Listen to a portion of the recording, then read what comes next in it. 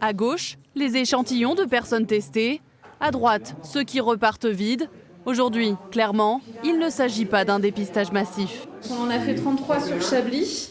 Donc là, on va les mettre dans la glacière et les acheminer après au laboratoire de Tonnerre. Si les résultats sont positifs, le laboratoire appelle bien sûr les patients pour leur signaler leur positivité. Cela fait 2 jours que la Croix-Rouge se mobilise dans le département pour relancer les tests à grande échelle. Mais les bénévoles sont dépités face à si peu d'intérêt. On a eu une trentaine de personnes, ce qui n'est pas motivant pour un dimanche. D'habitude, c'est 130 en moyenne. Même hier à Vallon, ils ont eu 60 personnes, d'habitude il y a 130 aussi. Pour les quelques Chablisiens présents, pourtant, il y avait bien des raisons de venir et de profiter de la nouvelle campagne de tests.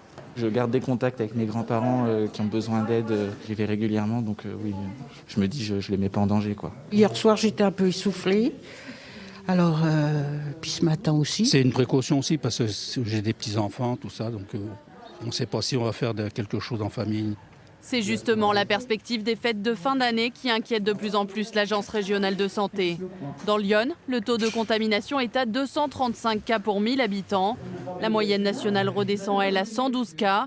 Il ne faudrait plus attendre pour mieux préparer Noël. À tous vouloir se faire tester 2 jours avant les fêtes, on prend aussi le risque de créer des bouchons dans les laboratoires et du coup d'avoir des retards de résultats et de rater aussi des cas positifs. Donc je pense que c'est le moment.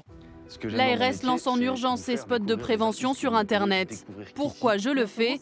Des témoignages de professionnels qui rappellent aussi que la Bourgogne-Franche-Comté est encore la plus touchée en France face à la Covid-19. On y croit ou pas, qu'on soit d'accord ou non, plus vite on adoptera les gestes barrières, plus vite on se retrouvera tous ensemble comme avant.